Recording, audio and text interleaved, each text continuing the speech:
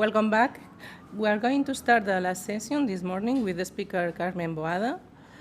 She's professor in the School of Mathematical and Computer Science at Heriot-Watt University, and her presentation is about the United Kingdom pension system. Well, thank you very much. Thank you very much, Merce and Oriol, for organizing all of this. It is a pleasure for me to be here and to present not only the UK, but also I will also present Sweden. So the reason for this is that, well, someone said yesterday that this is like the Eurovision Song Contest, and I think the UK was hosting this year the festival, not with very good results, but still we are there, and Sweden won the festival. So we definitely need to say as well something of these countries. So if we start with the British pension system, well, in my presentation, I am going to discuss a bit of the population data, forecast of the population data. I will discuss the pension reform in the UK, and then I will say a few things about state pensions and also occupational pension plans. And finally, we will see how the UK will compare with other countries. So here we can see some forecast of the population in the UK. So in the population pyramids, on the left, we can see the difference between 2020 and 2030. It's only 10 years, but still we can see some differences. Maybe the most interesting figure is the one that we have on the right, that we can see that if we compare 2020 with 2045, working age population will increase 5%, so it's almost quite stable. But if we look at the people on pensionable age, the increase is higher, and it will be around 25%. So of course we know that, well, this is something that is not only exclusively for the UK, but most of the countries, they also have this problem. And we can see that we will have more and more pensioners in 2045, well, mainly because of the baby boomers on the 60s in the UK. Also, fertility rates, they are quite low now. Still, if we compare to the case of Spain, the fertility rates in the UK, they are higher, around 1.5. But they are quite low compared to the past. And if we are looking at the all-age dependency ratio, so number of pensioners for every 1,000 individuals who are working age population, it will go from 280 to 341, but mainly because of the aging and because of the effects of the fertility rates. So before before the reforms in the UK used to have a state pension with an earning-relating part. Earning-relating part that it does not exist anymore, but in the past we used to have a state pension and then a part that was linked to salaries. Other than that, we had and we also have now very strong occupational pension plans that they are also called voluntary workplace plans, and there are a lot of companies. Medium-sized or large companies that they also have their own pension plans. I will tell you as well briefly the pension plan that we have at the university, because we had some colleagues here who told us about the pension plans, for example, in the universities in Belgium or in France. We will tell you what is our situation in the UK as well, so that we can also compare and open a debate. So some of the reforms, and these are reforms in general, it's not only reforms related to the state, but some of the reforms that they have been taking place in the UK. So in 2006, for example, we had that the Pension Protection Fund was established. So just to mention, when we mention pensions in the UK, we don't have the same thinking that we might have here. So if I mention pensions in Spain, in France, in Belgium, everybody will think about the state pension, the public pensions. In the UK, if we mention pensions, everybody, not everybody, but most of the people will be thinking about occupational pension plans.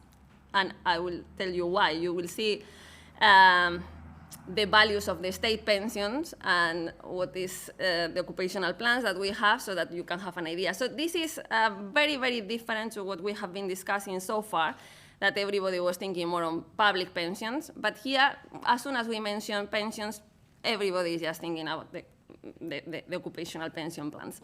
So in 2006, we have this pension protection fund, and this is due to the fact that there were an issue with a steel company that went bankrupt, and all the employees, they lost part of their pensions, in fact, 80% of the pensions, and they have no protection.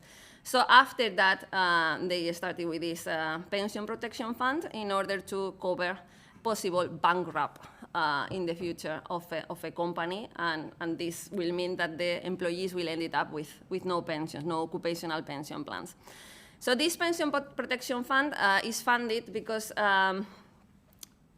these pension plans, they are paying like a kind of fee, depending on the number of individuals, depending on the risk of the company, and it is kind of funded in that case. So there is a guarantee that if you have a kind of occupational pension plan, a DB, no problem, because if something will happen to the company, you will still be somehow protected. Another major reform, and these are a few reforms, of course there are more than that. Another reform that we had in the UK, it was in 2010, we have the triple lock for the state pensions. This is for state pension, the first point was for the occupational pension plan. And this was just to guarantee a minimum growth of the state pension. So the government implemented this triple lock, and it was that the state pensions will grow in line with the highest of these three measures, that is, or a flat 2.5%, or an average earning growth, or the inflation, the CPI. So that the pensions, they will keep the cost of living. So there were some issues regarding to this triple lock because of the pandemic, as you can imagine. So for example, in 2022, 2023, the state pensions grew at 3%. But this triple lock has been, the government said that it's going to be implemented. So in fact, for this year, 2023, the pensions, the state pensions, have been growing in line with the CPI, in line with the inflation, and they have grown 10%. So that 10% that is a low, but it's not a low, it's very high. But I will show you the amount of state pension that we will have currently in the UK. Other things that happened in the last few years is in 2011, they used to have a default retirement age, so that the individuals, they will need to retire at the age of 65. This has been removed, so that the people, they can work, they can retire after the age of 65. And maybe one of the most important things of the British pension reform, it was the auto-enrollment of occupational pension plans. So what is the auto-enrollment? Is that, the thing is that everybody is going, as soon as we start a job, we are going to be enrolled into an occupational pension plan. So we have, this is automatically done, and we have the right to remain in the plan, but we can also opt out to leave the scheme. So this is not compulsory, but automatically and without anyone asking you any question, you are just automatically into an occupational pension plan. Most of the companies, they will have an own occupational pension plans. And if they don't have, there is a governmental occupational pension plan, NEST, that has been set up by the government, that as well, if a company does not have any particular occupational pension plan, we have that. So this auto-enrollment, the individual will contribute, but also the employer is going to contribute. And there are also, there were a transitory period of a minimum contribution rate for the employee, a minimum contribution rate for the employer. Now I think the minimum is 3% and 5%, 3% for the employer, 5% for the employee, if I am doing this, if I am saying that correctly. they can contribute more, but this is the minimum. So the minimum is an 8%. So, but this auto-enrollment, of course, offers the possibility to everybody to have an occupational pension plan. Still, there are some concerns because in some cases, the level of contributions can be low. In some cases, it can be 8%. That, of course, compared to other countries, maybe you think that it is high. But taking into account that the state pensions is not very high, this 8%, it remains low. It's only for large companies? No. It's for introduced in large companies? Yeah, it was introduced, yeah. Yeah, sorry, it was introduced for large companies, but then he progressively rolled out to smaller and smaller companies. Yes. Each company? Yes, it started in 2012. Sorry. Yes. They started in 2012. Every company yes, has to go into that system? Yes. So as soon as you just start a job, you will have part of your salary that it will go to an occupational pension plan. So in most of the cases, the company will have this occupational pension plan. If not, you will be put into NEST, that it's from the government. For self-employed, it's just for self-employed? No. Self-employees, they can also go into NEST in order to contribute. Mm-hmm. But otherwise, we have studied at the university, no one is going to ask, do you want the occupational pension plan from the university? No, you are just automatically enrolled into the system. Then we have other reforms that happen. So we have the Pension Act in 2014. As in many other countries, the state pension, I was going to say the second point, that the state pension, the retirement age has increased. It used to be different for men and women in the UK. Now we have the same retirement age, that is 66, and it's going to be increased to 68 by the 2045, more or less, in 20 years. So there are plans that it is increasing. But one of the major changes for the state is that, if you remember what I told you before, is that in the state we have like a flat part and then an earning-related part. Now the earning-related part is not existing anymore. They thought that the pension, the state pension, it was very difficult to understand.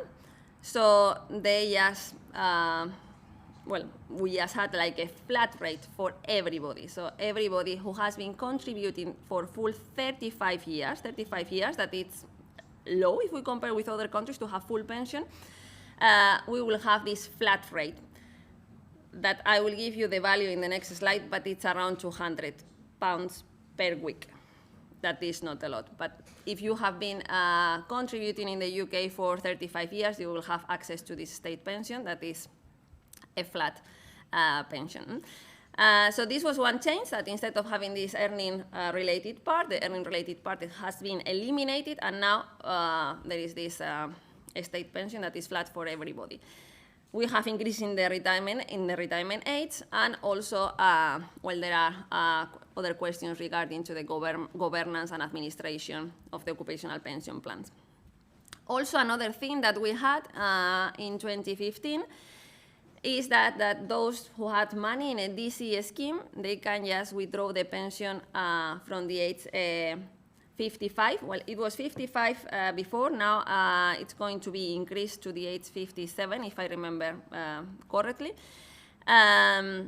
So the individuals, they can just take the money, and the money, they can be taken as an annuity, or it can be taken as a lump sum. If you wanted to take it as a lump sum, there are some tax-free, that is 25%. And a lot of people will take it as a lump sum, especially the 25% that is tax-free. But when all of this happened, there were several debates. I was at that point, I was invited by one of the political parties. I will not say to which one. I have no affiliation with none of them, but they invited me. And there were other people from insurance companies, and at that point they were discussing annuity yes or annuity no. I can tell you that there were around 15 people in the room, and I was the only one who was saying lump sum no. Everybody was saying lump sum yes, of course. Most of the people, they were from insurance company, and what they really want is to remove risks and to transfer risk to the individuals. So I think for them, is easy just to get rid of this mortality risk. They will only have the investment risk at the beginning and then no more risk. And then, well, other changes that we have regarding to the occupational pension plans is that a lot of occupational pension plans move from defined benefit occupational pension plans to defined contribution occupational pension plans. And I think this is a movement that is not only happening in the UK, but it is also happening across Europe. So, of course, the DB has a guarantee pension that it's not so easy to manage. So with a DC, the risk is transferred to the individual. And this is the movement that they are taking in a lot of occupational pension plans in the UK. And then another point that that I didn't include here, it's that in 2021, it was introduced the collective defined contribution schemes, that Catherine will speak about that in the afternoon. But the thing is that it was in this kind of arrangement, there is a risk sharing of mortality across the individuals, a risk sharing of investment, and there is another thing that that it is going on in the UK, and they are managed from a collective point of view. So if we go to the focus on the state, and for this reason I told you that as soon as you say pensions in the UK, no one is really thinking about this.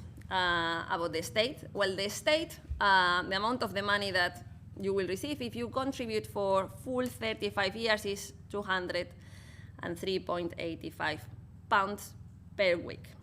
So this is what we will receive. And you can have a bit more only if you have been contributing to the old system, that if you are close to the retirement age and maybe you have been contributing to the previous system pre-reform, and you have this additional earning, but this is going to be eliminated very soon, or if you decided to defer a bit your retirement age, your estate, taking your pension. But otherwise, this is the amount of money that you will receive, around 1,000 euros per month. So. And then I put here this like kind of page of a leaflet that this is not updated, it's 164, but this is the information that they will, in the UK, they also give information to the individuals, and they will, there is like a web page, there is a web page in the government where you can just write the number of years that you have been contributing, and they will say, if you continue contributing, this is going to be the amount that you can get. So you need to work to get the state pension? Yes. Okay. You need a minimum number of years of 10. And then if you want to get the full amount, you will 35. need to, That I got. 35 Okay, years, because compared to other, what we sometimes call the Anglo-Saxon countries, which includes the Netherlands, is that actually you don't need to work. It's residence-based. So then in the Netherlands, you live there 1 year, you have 1/45, you live there your whole life, you have never worked, you will have the state pension, which is also in terms of money around 1,000, a little bit more than 1,000 euros a month. Yeah. Just because I live there, I know in Australia, you just have to live 10 years with a resident, like permanent resident visa, and you get the full pension. So it's really like, I was wondering, that's why my question, hence, like, is it contributed as full residence based? Yeah.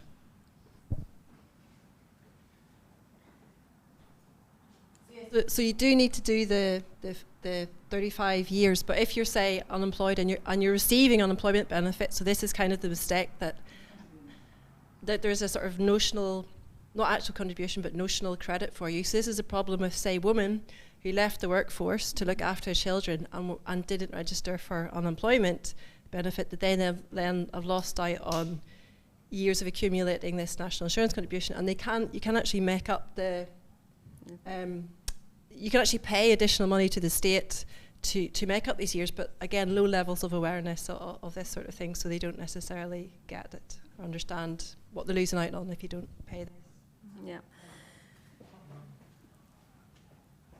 Yeah, for unemployment, yes, it's kind of included because there is, as Catherine said, this notional contribution that will fill in these gaps. But for the rest, if you contribute 20 years, you will get a proportional part. So, so there are, even though that this is quite low, the government in the UK, they elaborate a report every 5 years that is quite good, with all the projections, what is happening with the system, and even though with this low pension taking into account the population forecast, the system is not sustainable. We have the same problem. Yes, the system is not sustainable. So if we look at the pensions, the evolution of the pensions, the evolution of the contributions, that is the first graphic that you have on the top on the left, we can see that the pension expenditure is increasing, but the income from contribution is quite flat. If we go on the right, we can see that this is mainly due to the fact that we have more and more pensioners and fewer contributors.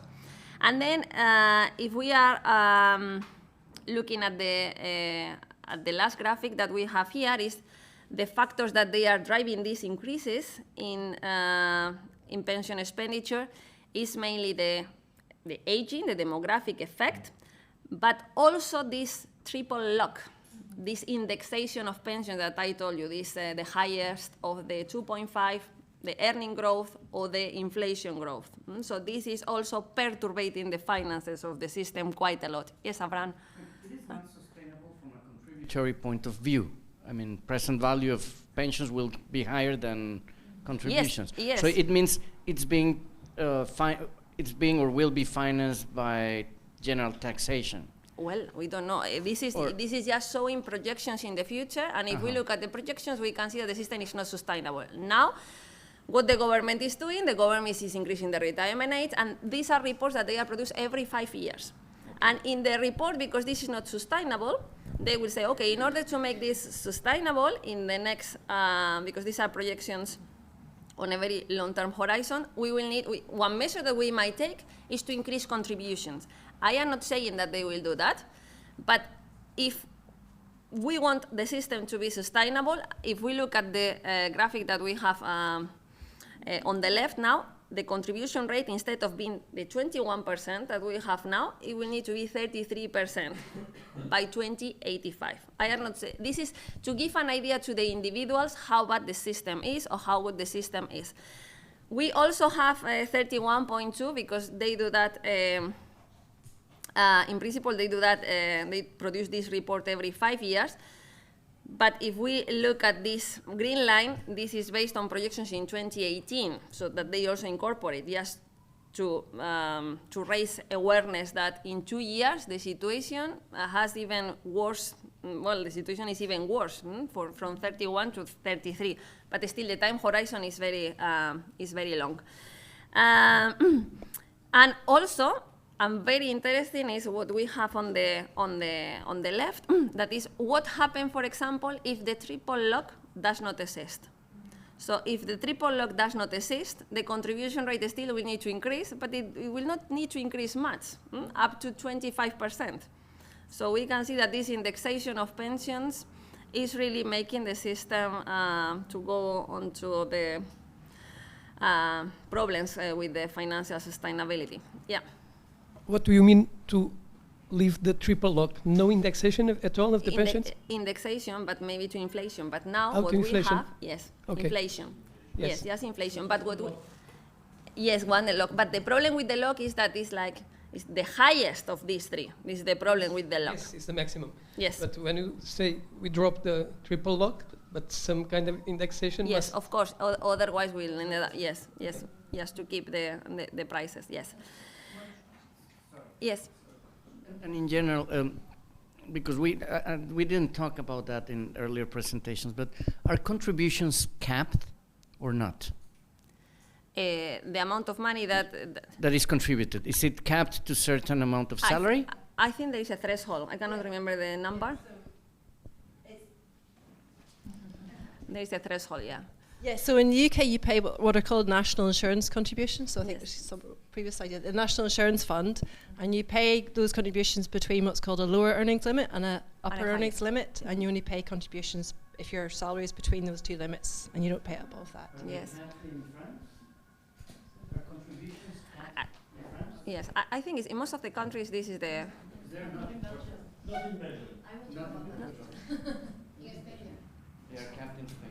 Okay, this is important feature. So in Belgium, no. No, in Belgium, no. So Okay, okay. So we will have a very interesting session in the afternoon about that as well. but not the contribution. Yes. That's the principle of Belgium. So regarding to the occupational pension plan, so this is what I wanted to tell you about the state pension plan. That is quite flat, so the amount of the money is not huge, but still the system is not sustainable in the long run, and still there are some measures that have been taken. So if we are looking at the occupational pension plan, I mentioned that everybody will be automatically enrolled into a pension scheme. That is the automatic enrollment. And there is this minimum contribution that it needs to be paid by the contributor and by the employer. And it's your choice if you decide to opt out. So I can tell you, for example, what we have at the university in the UK. So in the UK, there is a system that manages all the employees at the higher education. And in our case, because well, we have been auto-enrolled, but both, well, Catherine and me, we are in the system. We had the option to opt out, and there are some people, a few people, most of the people, they remain, and I think it's a nice idea to remain. So this is one of the largest pension schemes at the UK, and we can tell you that we are paying almost 10% of our salary every month. In particular, 9.8% of our salary goes to this USS plan, but the university is paying into this 21.6% of our salary. So every month, we are just contributing 31.6%, which is a lot. So for this reason, when you speak pensions, for us, pension is USS. So for us, the pension is not this state pension that I mentioned, it's the US. So what will happen when we get the retirement age? Well, there have been some reforms going on. So before the system, it was a defined benefit pension scheme that it was quite generous with a quite high accrual rate. But of course, now the accrual rate is changing, and now it's a kind of hybrid system. So up to a particular amount of money, 42,000 of your salary, you will be contributing to a DB scheme, defined benefit. But then if your salary is higher than 42%, it will go to a defined contribution scheme. So we'll have a kind of hybrid system. But in any case that is hybrid, what I say is that because there have been some people, there have been some strikes, and as well, there has been a lot of strikes in the UK, very unusual for this year. But it is mainly because of these movements from a completely pure DB scheme now to a hybrid. The people, of course, we don't want the uncertainty associated to this DC. When the DB was so generous, the DB, so the people, they were having 2/3 of the last salary because of these pension plans. So, but this is the plan that we have. So our state is not so good, but I think our USS is good enough. Then if we are just looking in general the occupational pension plan, what is the percentage of the people who are really having this occupational pension plan? If we are looking at the public sector, almost everybody is in one of these occupational pension plans. There are a lot of different pension plans that we cannot cover here. Our pension plan, together with the healthcare pension plan, is one of the best, but there are many others. For the private sector, we can see that now above 80% of the population, they have an occupational pension plan. We could see that there were a difference between before 2012 and after 2012 because of the auto-enrollment. So definitely the auto-enrollment is doing their job, and the people, they are here, and the people, they are contributing, and don't forget that the minimum of contribution is 8%. That is low because the state is low, but it's very high if we compare to other countries in Europe. And then if we are looking at salary-wise, we can see that that all the groups, they are the people who are really enrolled into these occupational pension plans is from 80 to 100. So, and then, of course, because this occupational pension plan has a lot of weight in the UK, so what is the percentage of the assets that there are in pension funds with respect to the GDP? So if we look at 2021, it's more than 120% of the GDP. Just for put you in context, I think in Spain it's around 10%. Because of course this occupational pension plan is not that well developed because it simply is not needed. Because the replacement rate from the state is very high. So here we just changed from Spain to maybe something that is completely opposite, a country that is completely opposite, that really relies on these occupational pension plans, and of course they manage a lot of assets here. And then how the UK compare with other countries, and I wanted to tell you something about Sweden that I think I will cover in 5 minutes because I really need to finish with the UK. So we could just acknowledge that, okay, this £200 for this state is very low. But there are other countries that they also have flat states. So there are countries that Ireland, the Netherlands, Denmark. Netherlands and Denmark, from a point of view of pensions, they are doing it really well. But they also have this flat state pensions that is also quite low. So this is not, these are numbers in 2021. So in 2021, United Kingdom, we had this amount of money per week. Now, because of the 10%, the inflation, of course, this is much higher, above 200. But if we look at Ireland as well, the number is very low, Netherlands as well. The last column is very important because we are looking in terms of the national average wage. So we can see that here the state pension is 20%, 24%, but it's very much in line with other countries. There is not one of these countries that they have a flat pension that is super big compared to the average wage. And also just bear in mind that even though that we think, okay, it's low, but if we compare to other countries with flat, it's not so low. And also remember that in order to qualify, in the UK, we only need 35 years. In other countries, they need more to qualify for this full pension. So in Denmark, they need 40. In Ireland, 48 to qualify. In the Netherlands, 50, I was reading. Because you live there, you don't work. Yeah, because, yeah. In the Netherlands, you start contributing when you're 16 or 18 because you're just living there. Yes. So from that perspective, it's not crazy. 50 plus 18, 68. Yes, you are right, because you live there, yeah. So you need to Yes. think about that in that perspective. That is true, I completely agree. That is not, it's 50, but you can be maybe without working, but if you are living, it's more a residence. Yeah. Okay, well, I am not going to enter that. It was that the retirement age is increasing in all the countries. And then if we are looking at the replacement rate that we will get in the UK, the replacement rate is around 54%. So individuals, the pension is 54% compared to the last salary. This 54% includes the state and this occupational pension plan that I told you. Otherwise, if we don't consider the occupational plan, it will be 28%.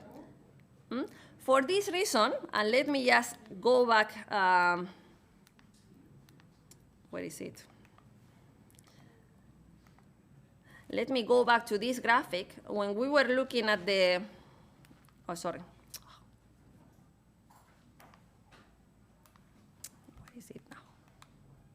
When we're looking at this graphic of the percentage of the individuals that they were having an occupational pension plan, before 2012, in the private sector, this was just above 40%. So these people, they were mostly relying on the state pension, and the state pension was very low. They were having 28% of the replacement rate. So for this reason, all of this auto-enrollment started. Because if the state pension is not big enough and you don't have any occupational pension plan and you have 60% of individuals without any occupational pension plan, then you are in trouble because you will have a lot of individuals just living with the mean-tested benefits. So this was the problem, the problem that the UK had, and this problem is that it has been sorted out somehow with this auto-enrollment. So we have then this 84% now. That is still a bit lower compared to the OECD. That is around 62, but it's quite close. And very important as well is for these low earners, for the individuals with low salaries, the replacement rate is 72%. It's much higher. So it seems, again, that these occupational pension plans, they are doing their job. And then if we are looking at the Melbourne Mercer Global Index, something that I always look at, I don't agree with all the criteria, but just the marks that the UK will have according to them. Well, according to them, they are analyzing 44 countries, and according to them, if we take into account all the UK pension system in general, we are in position 10, better than the Eurovision. But the mark 73, the overall mark, it's very interesting the way that adequacy, they increase a lot in adequacy. So the adequacy, the mark that we got in 2018, it was 57 and now it's 76. And this is mainly due to the auto-enrollment that continue growing, and not only that the individuals, they are immediate in this particular scheme, but because the contributions, they are increasing. So the amount of the pension that they will receive is increasing a lot. And also, well, also state pension during the last year as well is increasing a little bit more than usual. But they think they put as well some recommendations, and they think that this can also, the index can also improve if, of course, the individuals, they contribute more. If they contribute more, they will receive more. Or if the retirement, well, some people, they will take retirement as a lump sum. If they encourage more to take it as an annuity. Also, if we raise the minimum pension for low income, they think that with these recommendations, they can score even higher. But I think in general, in the UK, it's very different to what we have been looking at today. Belgium, France, Spain is very different. Here, there is a very important weight into the occupational pension plan, but taking into account that the state is so low, we can understand this, this very high weight of this occupational pension plan. And I had something about Sweden that I don't think I have time, because I was told that I need to finish on time. So I can tell you something of Sweden if you want in the afternoon or during the dinner. For the dinner, no? Yes. Okay, well, thank you. Thank you very much. Thank you.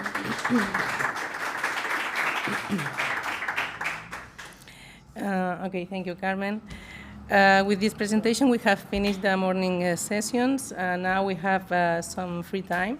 And after we have the lunch here in the hotel from 1:45 to 2 p.m.